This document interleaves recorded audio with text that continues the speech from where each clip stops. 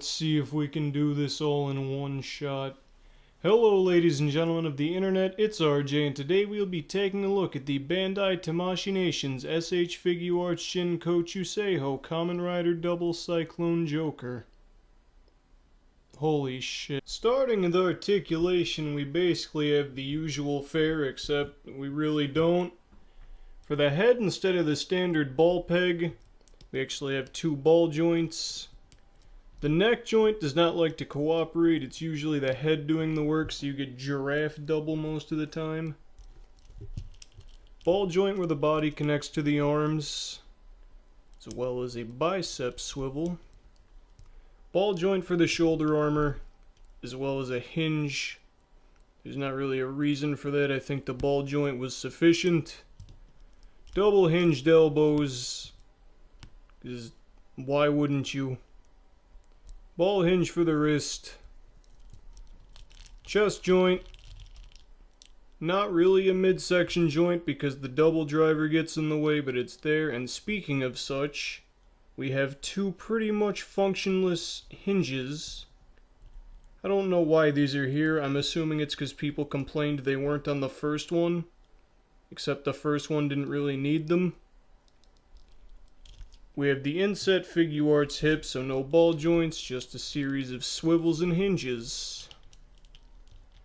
Thigh swivel, double hinge knees, same ankle joints that we've gotten on basically every single figure except, big surprise, these are awful too. Usual ankle rocker, except this one actually likes to cooperate when posing. Joints that don't like to cooperate are the toe hinges. For some reason these are very stuck. As you can see, I actually have to put forth some kind of effort to get them to move, and this isn't good when you're trying to pose the figure on one foot. Now finally, watch this, because I'm only gonna do it once unless I fuck up and have to redo this take. I don't know why this couldn't be a ball joint, but instead connects at a hinge right here, connects into the body on a peg, and then there's a swivel. So this is some next generation shit right here. Now moving on to detail, there really isn't any words I can use to describe this figure aside from pretty much perfect. I really cannot find any QC issues with this figure save for these two scratches right here.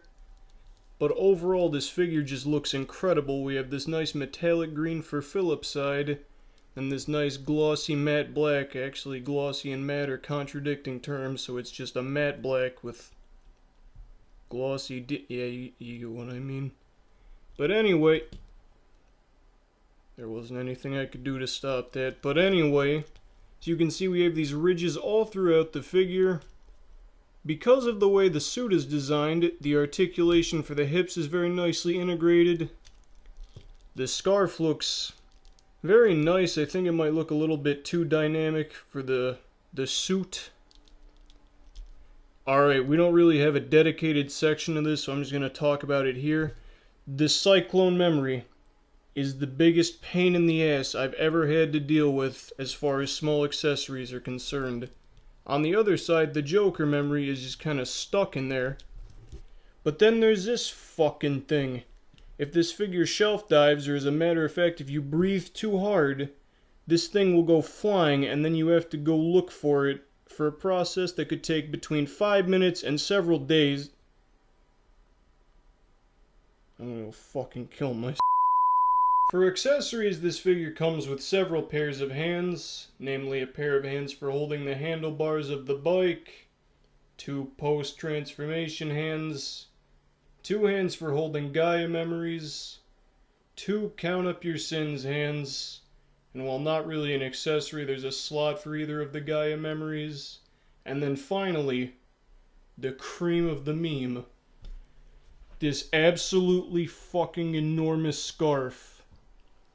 I understand why this is here. It's in the opening, and I guess people want to display it with it for some bizarre reason. But just look at this. Here's the figure. He's kind of a little bit lopsided, so let's get that in order. Here's the figure. And here's the scarf. Now I can only imagine this is going to be a nightmare as far as weight is concerned. So I would not pose this figure with this behemoth of a scarf for anywhere longer than about 45 seconds. You can just take a picture. And it's kind of flexible, which worries me because it's very hard plastic. Moving on to packaging, we have quite the departure from the usual SH Figuarts fare. As you can see, there's no window, just a picture of the figure. Big shocker there. Anyway, I don't think I like the effect they did here. I can kind of see what they're going for, but it just kind of looks like the figure is flecked in dust. No picture of the figure on the side, a bunch of pictures on the back. As a matter of fact, there's 4, so not really a bunch. Bluefin sticker. No figures on the side. So basically pretty plain looking. It looks more like, I guess, a cell phone box than a figure box. Figure comes in 2 trays.